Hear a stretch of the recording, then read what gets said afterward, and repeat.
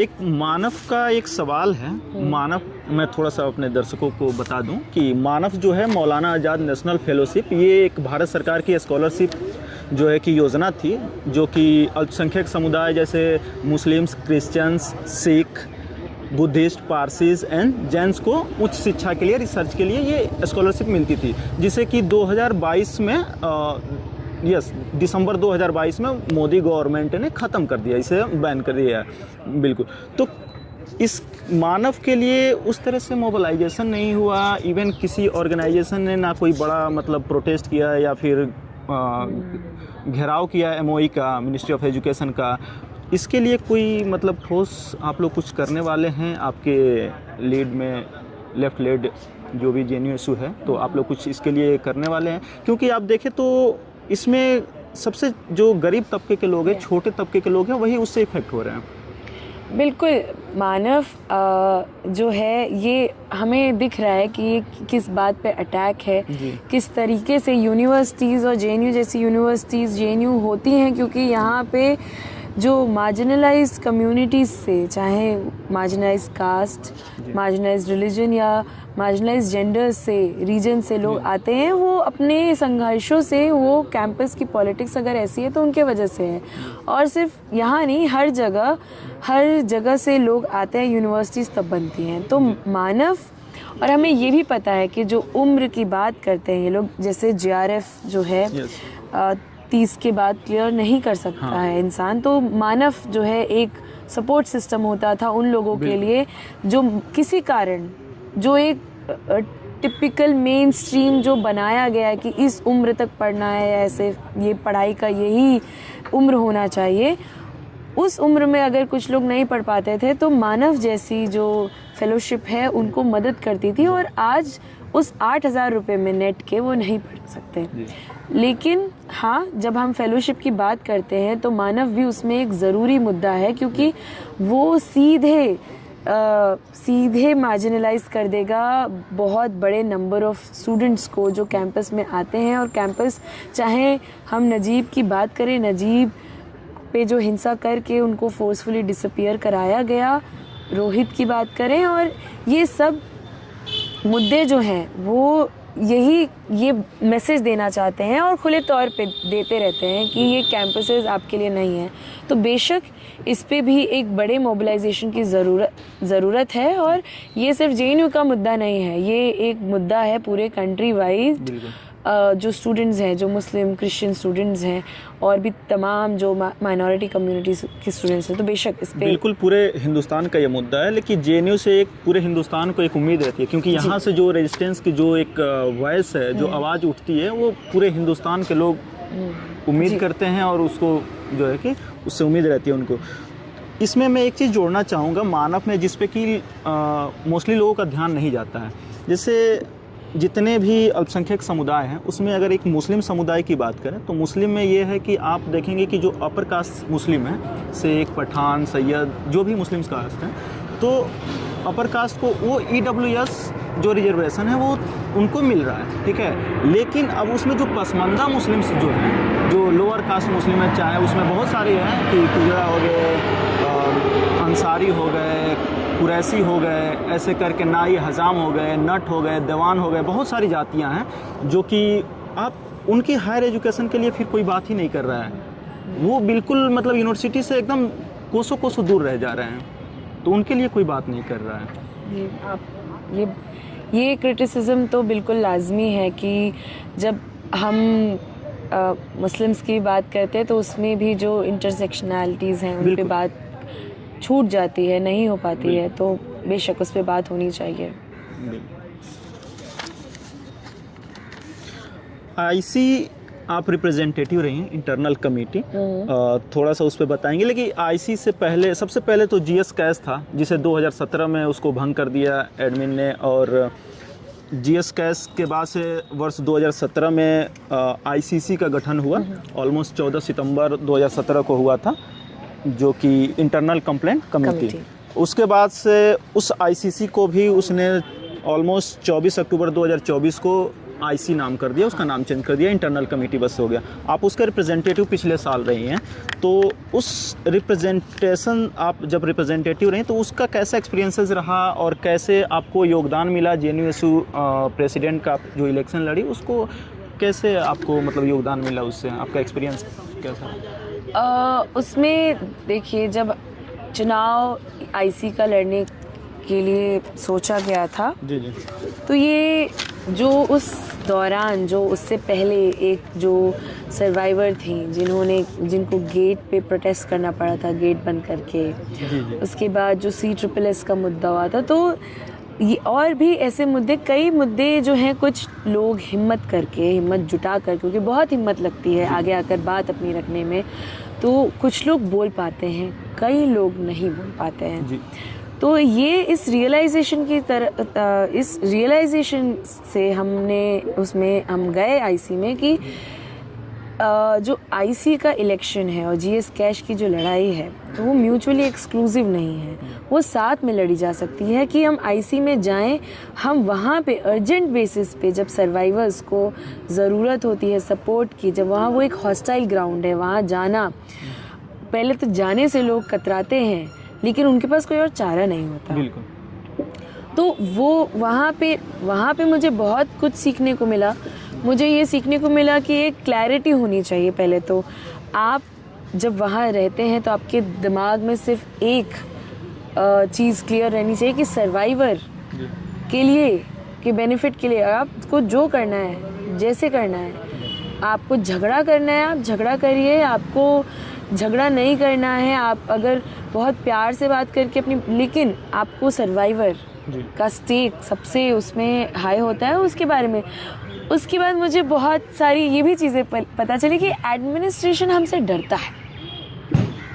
वो डरते हैं हमारे एक ईमेल से, वो डरते हैं कि हम कुछ बोलेंगे, क्योंकि उनको पता है कि वो सही नहीं करते हैं। सो इतना मुझे ये भी पता चला कि स्टूडेंट्स के पास बहुत पावर है। अगर हम सब मिलकर, कई बार ऐसा हुआ है कि मैंने उनको, जब अगर वो कभी बात नहीं मानते थे, मैं वीसी को भी मैंने मेल किया है कि मैं यूनियन को इन्वॉल्व करूँगी, जो कि मैं नहीं कर सकती थी, क्योंकि सर्वाइवर से बिना पूछे आप कुछ नहीं कर सकते हैं।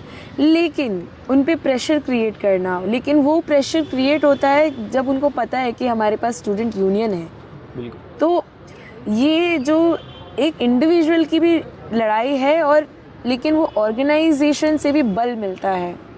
तो अच्छा, जो ये जीएस कैश को रीइंस्टेट करने की मांग है, हमेशा से चलती आ रही है, ठीक है, तो ये जीएस कैश और आईसी में एक्चुअली डिफरेंस क्या है, कि मतलब कैसे उसका मैकेनिज्म फंक्शन कैसे है, कि मतलब क्या डिफरेंसेस है जो कि स्टूडेंट्स उसको आईसी को एक्सेप्ट करना नहीं चाहते, इंटरनल कमेटी को, और जीएस कैश को हमेशा उसकी रीइंस्टेट की मांग करते हैं? ओके, तो जीएस कैश जो है, जीएस कैश क्या आप इतिहास देखेंगे कि भावरी देवी के साथ जो हुआ था, वो एक साथिन थी, सरकारी नौकरी करती थी, और उनकी कहानी दोहराने की ज़रूरत नहीं, मुझे सबको पता है। और उनका जो संघर्ष रहा, उससे हमें विशाखा गाइडलाइंस मिले। उसी दौरान जब विशाखा जो कलेक्टिव था एक, वो लड़ रहा था, उसी दौरान जीएस कैश की लड़ाई यहाँ पे कैंपस में लड़ी जा रही थी, और जीएस कैश आया 1997 के दौरान। अब जीएस कैश एक तो लोगों द्वारा बनाई हुई संस्था है, तो वो एक सेल्फ क्रिटिकल और सेल्फ रिफ्लेक्सिव है। वहाँ से ऊपर की जवाबदेही नहीं है, ऊपर किसी को आपको जवाब नहीं देना है, आपको लोगों को जवाब देना है, लोगों को रिपोर्ट देना है। उसमें एडमिन इन्वॉल्व नहीं होता था जीएस कैश में? नहीं मैं पूछ रहा हूँ। हाँ, उसमें ये होता था कि उसमें रिप्रेजेंटेटिव्स बहुत सारे होते थे।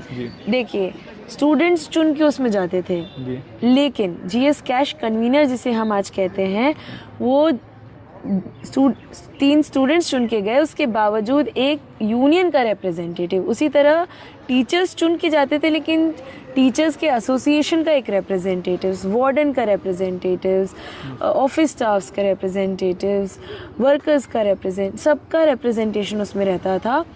उस वजह से बाहर से, थर्ड पार्टी के लिए बाहर से, तो इस वजह से वो डेमोक्रेटिक था क्योंकि बाहर जवाबदेही सबकी तय थी। उसके बाद ये था कि आईसीसी ना, जैसे यूजीसी ने जो रूल्स एंड रेगुलेशन बना दिए हैं उसको उन्होंने हूबहू छाप लिया है। उन्होंने उसमें कुछ मतलब जीएस कैश एकदम मेटिकुलस था, हर माइन्यूटली डिटेल्ड रूल्स है उसमें, तो उसमें कुछ एम्बिग्विटी नहीं है कि मैं एक केस के लिए इसका ये इंटरप्रिटेशन कर दूँ, दूसरे केस के लिए ये इंटरप्रिटेशन कर दूँ। तो वो चीज़ें थी। सुओ मोटो कॉग्निसेंस होता था जीएस कैश में, आईसी में नहीं है।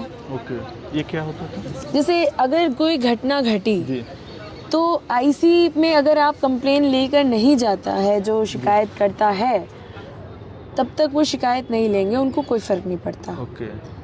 जीएस कैश, अगर कोई ऐसा घटना घटी है, जीएस कैश के को पता चलता है, जीएस कैश को वो लेना पड़ेगा, जीएस कैश उसके बारे में बात करेगा, वो खुद कांटेक्ट करेगा सर्वाइवर से। ओके।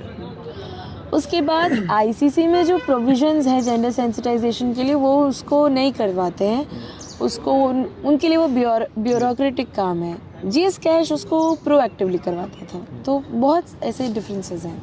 आपका मैं रिपोर्ट पढ़ रहा था, आईसी जो फाइनल रिपोर्ट था उसमें पेज नंबर 7 पे आई थिंक था, एक लाइन आपने लिखा है कि आईसी अ पॉपेट बॉडी।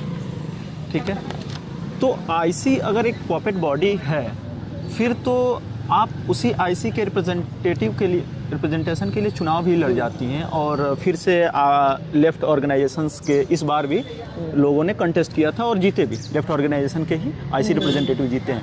तो फिर अगर वो पॉपेट बॉडी है तो क्या उसका बहिष्कार करना ज़्यादा सैद्धांतिक नहीं होगा? हाँ, बहिष्कार, देखिए वही बात है कि जो चीज़ बहिष्कार आप उस चीज़ का करते हैं जो आपके पास होता है जी। तो हमने 2017 से उसका बहिष्कार किया है, लेकिन उसका हम कोई, आप या मैं उसको लेजिटिमेसी दे या ना दे, उससे फ़र्क नहीं पड़ता है। जो सर्वाइवर्स हैं जी, जो झेलते हैं, जिनके साथ घटना घटित होती है, वो वहीं जाते हैं जी। तो मैं यहाँ बैठ के बॉयकॉट कर सकती हूँ। लेकिन फिर आप लिखती हैं ना कि पॉपेट बॉडी, लेफ्ट ऑर्गेनाइजेशन उसके जीएस कैश की रेंज स्टेट की मांग भी करता है। हाँ, तो वही मैंने कहा कि ये दो, आप इसको जो लोग जोड़ के देख रहे हैं उनको थोड़ा इस तरीके से देखना चाहिए कि जीएस कैश जो अपने आप में एक संस्था है, उसकी मांग, लेकिन जब हमने देखा कि घटनाएं बढ़ रही हैं महिलाओं के खिलाफ, जेंडर माइनॉरिटीज़ के खिलाफ हिंसा की, इवन पुरुषों के खिलाफ, वहाँ पे जब मेरा पहला केस जो था वो एक आदमी ही आए थे एक शिकायत दर्ज कराने के लिए। तो वो जो घटनाएं बढ़ रही हैं, उनका नंबर बढ़ रहा है, तो आपकी पॉलिटिक्स आपको क्या कहती है कि आपने 2017 में जो डिसीजन लिया था, उस समय के माहौल के हिसाब से, उस समय की उम्मीदों के हिसाब से, क्या आप वहीं पे मतलब वो कहते हैं ना, तटस्थ रहे कि आप जो समय की डिमांड है, जो पॉलिटिक्स की डिमांड है, जो लोगों की डिमांड है, जो सर्वाइवर्स की डिमांड है, आप सेंटर में किसको रख रहे हैं कि आपने जो एक बात बोला था कि आपकी बात इतनी ज़रूरी है, इतनी पत्थर की लकीर है कि सामने जो आप घटनाएं देख रहे हैं कि जो लोग सफ़र कर रहे हैं, आप उनके लिए अपना स्टैंस नहीं बदल सकते हैं कि उनके लिए आप फिर पॉलिटिक्स किसके लिए कर रहे हैं? जिनके लिए कर रहे हैं आप उनको बीच, हाँ, उनको बीच में रख के अपनी पॉलिटिक्स तय करेंगे, या आपने जो बात कर दी तो आपके यहाँ पे ईगो की पॉलिटिक्स नहीं हो रही है ना कि वाह मैंने जो बात कही मैं उससे नहीं, उस समय जो हमने बात कही थी उस समय का सिचुएशन था। आज का सिचुएशन ऐसा है, हम देख रहे हैं देश में विदेश में, आपने रिपोर्ट में पढ़ा होगा कि सिर्फ यहाँ नहीं पूरी दुनिया में ऐसी तमाम घटनाएं सामने आई हैं महिलाओं के खिलाफ हिंसा के, हमारे देश में ऐसा हो रहा है और यहाँ पर भी। तो वो जो पपेट बॉडी है उसकी रस्सियाँ काटने के लिए हम आ गए हैं। एग्जैक्टली। अच्छा, स्टूडेंट पॉलिटिक्स पे बात कर लेते हैं। जेएनयू की जो छात्र राजनीति है वो बाकी देश के यूनिवर्सिटीज़ के पॉलिटिक्स से, एक्टिविज्म से कैसे अलग है? ये मेरी तीसरी सेंट्रल यूनिवर्सिटी है जेएनयू। सो इसका जवाब मैं दे सकती हूँ। बिल्कुल। तो BHU में मैं डे स्कॉलर थी, वहाँ पे स्टूडेंट पॉलिटिक्स अब मुझे लगता है और भी वाइब्रेंट हुआ है। वहाँ पे भी आयशा अब बहुत ज़ोरों शोरों से काम कर रहा है। लेकिन मेरे समय पे हम लोग पॉलिटिक्स करना ही एक वो, जैसे वहाँ पे हमें ये सिखाया जाता था कि फेमिनिज़म अच्छी चीज़ नहीं है, ये सारी चीज़ें। अब मुझे लगता है कि बहुत चीज़ें बदली होंगी। वहाँ 2017 में एक बहुत बड़ा प्रोटेस्ट हुआ था। जी जी। लेकिन जब वहाँ प्रोटेस्ट हुआ था तो आज भी वो रवीश कुमार के साथ उस समय के जो VC थे उनका वो एक डिबेट है जिसमें वो कह रहे हैं कि ये हमारी लड़कियाँ नहीं हैं, ये JNU से आई हैं। तो इससे आपको एक अंदाज़ा मिल रहा है कि क्या नेचर है, कि वो ये कह रहे हैं कि ये हमारे यहाँ की लड़के नहीं, दिल्ली से आई हैं, JNU से आई हैं। जी जी। तो वहाँ पे एक संस्कृति बचाने के नाम पे देखिए BHU उन तमाम लड़कियों को जगह देता है जो पूर्वांचल से आती हैं, जो बिल्कुल मैं उस जगह की रिस्पेक्ट करती हूँ। मैं खुद महिला महाविद्यालय से पढ़कर यहाँ पे आई हूँ और वो प्लेटफॉर्म देता है। बहुत हर लड़की दिल्ली नहीं आ सकती है, उसके लिए BHU उतना ही ज़रूरी है। और लेकिन वहाँ का जो एक अंडरस्टैंडिंग है, जो वहाँ की जो संस्कृति बचाने की जो सोच है, उस सोच के वजह से जो उनकी नीतियाँ हैं, 2017 तक पता नहीं कितने लोग को पता है कि लड़कियों के लिए सिर्फ नॉन वेजिटेरियन खाना अलाउड नहीं था BHU में। ओके। आज भी वहाँ पे हॉस्टल में रात को अटेंडेंस होता है लड़कियों का। ये MU में भी होता है, हॉस्टल्स में, गर्ल्स हॉस्टल में डेली रात को होता है। हाँ, तो आप देखिए कि वही है जहाँ पे ऐसे ऑप्रेसिव सोच होंगे कि लड़कियों को अंदर रहना है, लड़कियों की सेफ्टी का मतलब है, क्यों JNU में तो लड़कियां रात भर घूमती हैं। बिल्कुल। तो यहाँ पे तो उनसे कम ही घटनाएं घटती हैं। JNU जैसा सेफ माहौल बाकी यूनिवर्सिटीज में क्यों नहीं बन पा रहा है, क्यों नहीं? क्योंकि यहाँ पे स्टूडेंट लेड एक sense of safety and security है। यहाँ पर आप और मैं इंश्योर करेंगे कि हम दोनों एक दूसरे के प्रेजेंस में और बाकी लोग के प्रेजेंस में महफूज फील करें। हमने कैमरे को वो जिम्मेदारी नहीं दी है, हमने किसी और को वो जिम्मेदारी नहीं दी है, हमने एक दूसरे को जिम्मेदारी दी है। और ये ऐसा नहीं है कि मुझे कहने की ज़रूरत मैं समझती हूँ कि मुझे नहीं लगता है कि हमेशा से, क्योंकि ये JNU है और यहाँ पे ईंटें लाल हैं तो ये हमेशा से ऐसे होंगी। हमसे पहले जो लोग आए थे उन्होंने वो ये बना के गए हैं। बहुत मेहनत, बहुत संघर्षों से वो बनाया है उन्होंने ये। और फिर अब हमारी जिम्मेदारी है कि हम अपने आने वाली पीढ़ियों के लिए ऐसा इससे बेहतर बना के जाएं। अच्छा, एक और क्वेश्चन था जो बाहर चलता है JNU के बाहर, कि ऐसे बोला जाता है, खास करके एक मेजर फोर्सेस के द्वारा ये चलाया जाता है कि JNU जो है राजनीतिक अड्डा बोला जाता है। फिर उसके बाद से एंटी नेशनल बोल दिया जाता है, यहाँ के स्टूडेंट्स को एंटी नेशनल का गढ़ बोला जाता है। तो आप इसको काउंटर करेंगे? पहले तो मुझे नहीं पता कि क्यों नहीं होना चाहिए राजनीति का अड्डा। बिल्कुल, पूरी दुनिया में चाहे हम राजनीति से ही घिरे हुए हैं। हाँ, और स्टूडेंट्स का आप चाहे 1968 का जो फ्रांस में पूरा स्टूडेंट मूवमेंट हुआ, वियतनाम वॉर के ख़िलाफ़ अमेरिका में हुआ, यहाँ पे फ़ी हाइक या CA NRC के ख़िलाफ़ जो आंदोलन हुआ, हर जगह आंदोलन स्टूडेंट्स, अगर स्टूडेंट्स नहीं सवाल पूछेंगे, अगर स्टूडेंट्स नहीं प्रोटेस्ट करेंगे तो फिर कौन करेगा? तो ये तो सवाल ही मुझे लगता है कि अजीब है कि क्यों राजनीति। हम पढ़ाई करो, बिल्कुल, जब हम पढ़ कर आते हैं तभी तो हमें पता चलता है कि चीज़ें कैसी हैं और फिर हमें सवाल उठाना पड़ता है, क्योंकि हम पढ़ते हैं। जो हमें कहा गया है कि पढ़ाई करो, उसी पढ़ाई करने के कारण हम सवाल पूछ पाते हैं।